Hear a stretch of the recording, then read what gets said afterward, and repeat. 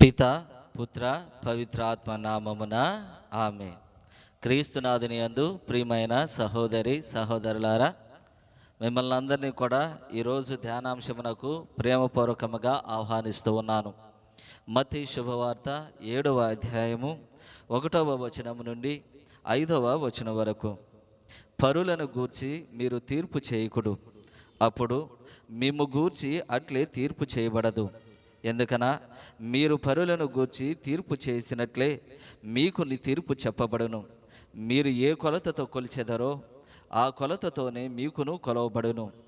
నీ కంటిలోని ధూళమును గమనింపక నీ సహోదరుని కంటిలోని నలుసును వేలెత్తి చూపెదవేళ నీ కంటిలోని నలుసును తీసివేయనిమ్ము అని సోదరుని నీవెట్లు అడుగగలవు? నీ కంటిలో ధూళమున్నది కదా. కపట భక్తుడా, ముందుగా నీ కంటిలోని ధూళమును తీసివేసుకొనుము, అప్పుడు నీ సహోదరుని కంటిలోని నలుసును తీసివేయుటకు నీ చూపు స్పష్టముగా ఉండును. ఇది క్రీస్తుని సువిశేషము. క్రీస్తువా మీకు స్తుతి కలుగునగాక. క్రీస్తునాథుని యందు ప్రియమైన సహోదరి సహోదరులారా, మన అందరికీ కూడా బాగా తెలిసినటువంటి పని, మనకు బాగా నచ్చేటువంటి పని, మనము ఎక్కువగా ఇష్టపడేటువంటి పని ఏంటిది అది అంటే ఇతరుల గురించి తీర్పు చేయడము, ఇతరుల గురించి మనం మాట్లాడుకోవడము. ఇది మనకు చాలా ఇష్టమైనటువంటి పని, మనకు నచ్చేటువంటి పని. ఒకనొక రోజున దేవుడు ఒక వ్యక్తిని ఈ భూలోకానికి పంపిస్తూ ఆయన 2 బ్యాగులను ఇస్తూ ఉన్నాడు. ఒకటి తను వ్యక్తిగతంగా చేసేటువంటి పాపాలను ఒక బ్యాగ్లో వేసుకోవడానికి, రెండవది ఇతరులు చేసేటువంటి పాపాలను వేరొక బ్యాగ్లో వేసుకోవడానికి. అయితే తన జీవిత కాలంలో ఇతరులు చేసేటువంటి పాపాలని లెక్కించడంలోనూ, అదే విధముగా తన బ్యాగ్లో వేసుకోవడంలో ఆ బ్యాగ్ చాలాసార్లు కూడా నిండిపోయింది. అయితే తన వ్యక్తిగతంగా చేసేటువంటి పాపాల విషయాలలో మాత్రము తన జీవిత కాలంలో ఎప్పుడు కూడా ఒక్కసారి కూడా బ్యాగ్ అనేటువంటిది నిండిపోలేదు. ఇదే రీతిగా మనం మన జీవితంలో ఉంటూ ఉన్నాం.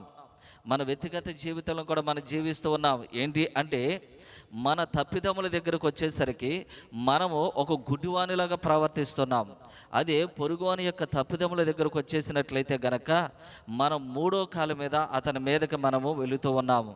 ప్రియమైన సహోదరి సహోదరులారా, మనకు వ్యక్తి గురించి మనం మాట్లాడేటప్పుడు జాగ్రత్త వహించాలి. ఒక వ్యక్తి గురించి తెలిస్తే మనం మాట్లాడాలి, లేదా తెలుసుకుని మనం మాట్లాడాలి. అది కూడా కుదరకపోతే గనక మనము తెలిసింది మాట్లాడాలి తప్ప ఏదో మనకు తెలిసినట్టుగా అంతా కూడా మనం మాట్లాడకూడదు. ఇది ఒకరి యొక్క జీవితము. అదే విధముగా అది తన జీవితము మీద చాలా ప్రభావాన్ని చూపిస్తూ ఉంటుంది మనం మాట్లాడేటువంటి మాటలు. ఈ తీర్పు తీర్చేటువంటి విధానము 2 రకాలుగా ఉంటుంది. ఒకటి judging the act of person, రెండవది జడ్జింగ్ ద పర్సన్. ఈ 2 విధానాలు కూడా ఉంటాయి. అనగా ఒక వ్యక్తి చేసేటువంటి పనులను మనము తీర్పు తీర్చడము, రెండవది వ్యక్తినే తీర్పు తీర్చడం. ఒక వ్యక్తి ఒక పని చేశాడనుకో, ఒకవేళ అది మంచి పని అయితే గనక అతన్ని అభినందిస్తూ మనం ప్రోత్సహిస్తూ ఉంటాము. అదే ఒకవేళ అతడు తప్పు పని చేస్తే గనక అతన్ని కరెక్ట్ చేయడానికి, మందలించడానికి ప్రయత్నం చేస్తూ ఉంటాము. ఇది ఒక విధమైనటువంటి మంచి పనే.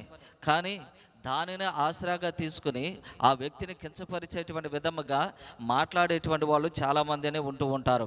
తర్వాత రెండవది జడ్జింగ్ ద పర్సన్, అనగా వ్యక్తినే, తన వ్యక్తిత్వాన్ని తీర్పు చేర్చడం. అతని గురించి మనం మాట్లాడుకోవడం, అతడు చేసినటువంటి పనుల గురించి మాట్లాడుకోవడం.